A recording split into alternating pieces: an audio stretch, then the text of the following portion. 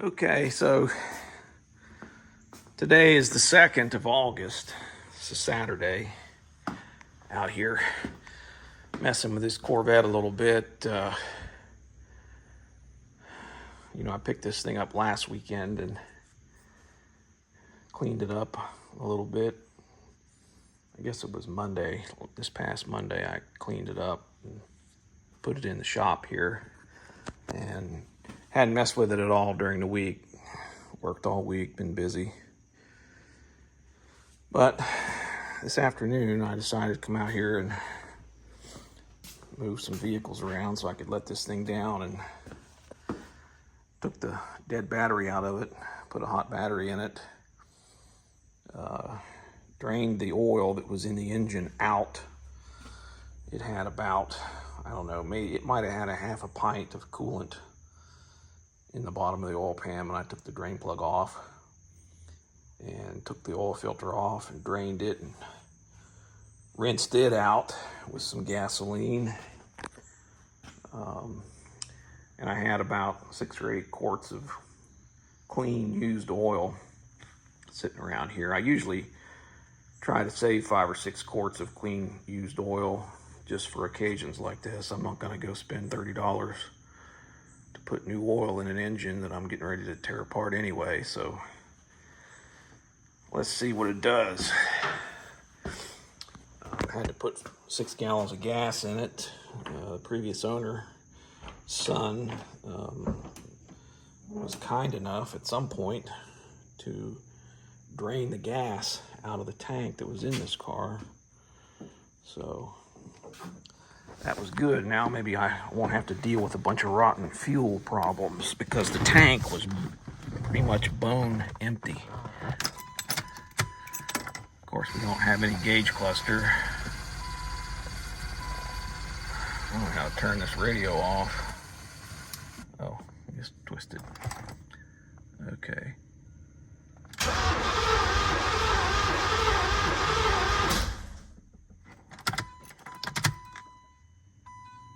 I don't hear the fuel pump running. All right, I think I know why. I think the relay was attached to the inner fender well liner that I took off. Be right back. Let's try this again. I'm still not optimistic, because I think that relay was probably the cooling fan relay. So let's see. I still don't hear anything.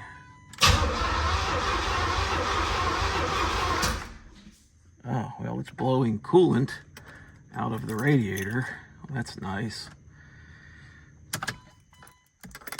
We might not be successful with this here today. Well, folks, my luck ran out on the fuel pump. Appears to have a Amazon fuel sender assembly installed in it. Had the made in Taiwan sticker on it. Looks fairly new. But the fuel pump is locked up tighter than Dick's hat band. Popped the fuse. But that's not even the worst part.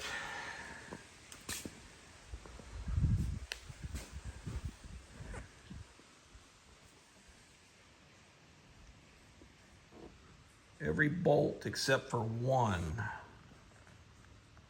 broke off when I removed the fuel sender. And there's some good bit of trash down in the tank, but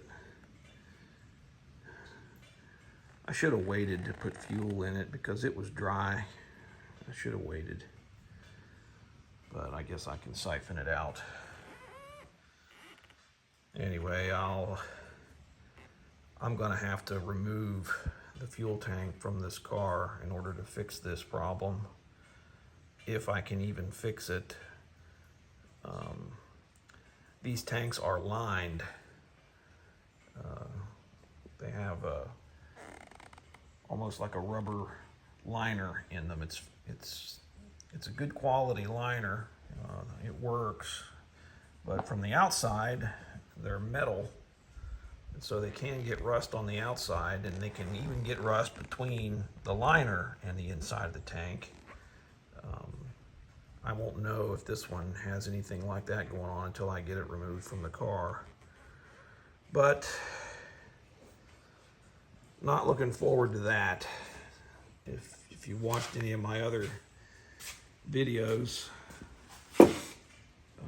when I had that 84 model that I resurrected a couple years ago, I had to go through the fuel system on it. It was like the La Brea tar pits, and I had to remove the tank from that car, and it cleaned up nicely, but none of the bolts broke off in the tank like happened on this one. So that's just another bullet item added to the shit list on this car. Here's the fuel pump relay location. It's over here on the passenger side firewall. I did go ahead and get all the coolant drained out of the radiator, drained the block. Didn't even have any trouble getting the drains opened in the block. The water jacket looks nice, so that's a win. But gonna have to go back to the drawing board on trying to make it run before I take it out of the car. Probably not gonna happen. I'll probably just go ahead and take it out of the car. Pretty quick. While I was cranking it, it was blowing coolant out of the radiator on every compression stroke of one of the cylinders. So it's got a very badly blown head gasket for sure.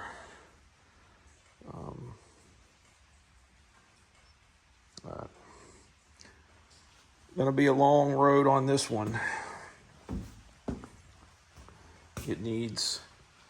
It also needs wheel bearings and universal joints on both rear hubs and both rear half shafts. I'll probably go ahead and put U-joints on the drive shaft while I'm at it. All 6 of them are the same. And I found something else neat under here while I was doing some inspections. Let me get it up and I'll show you.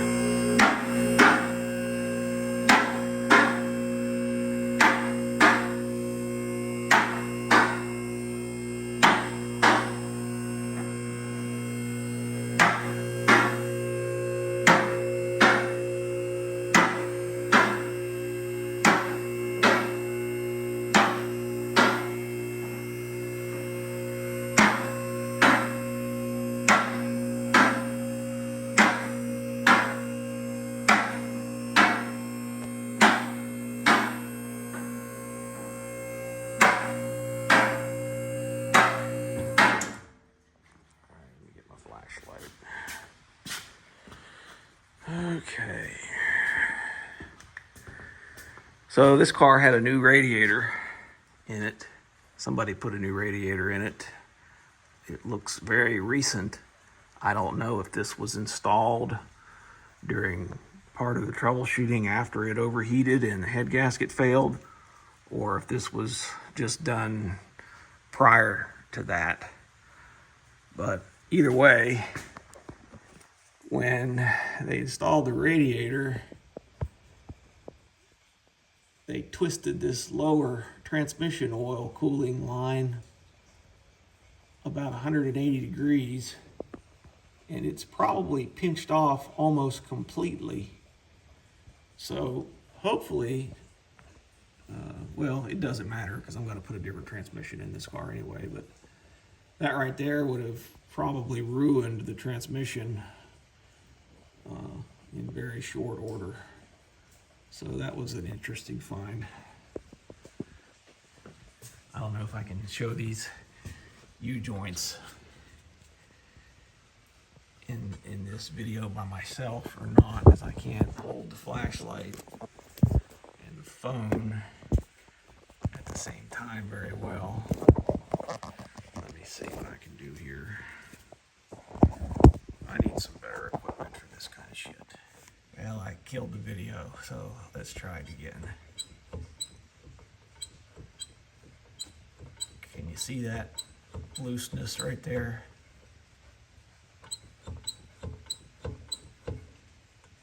So a lot of that is in the universal joint, but the wheel bearing is also loose. I think it's got the same situation going on over here on this side.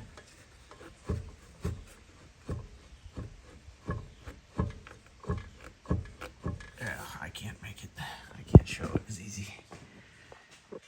Anyway, a lot of work to do here.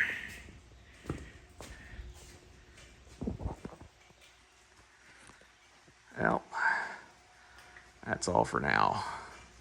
Probably make another video next weekend, maybe, if I get started pulling the motor. I don't know if I'm going to mess with it this weekend anymore or not. Got some other things going on. But thanks for watching.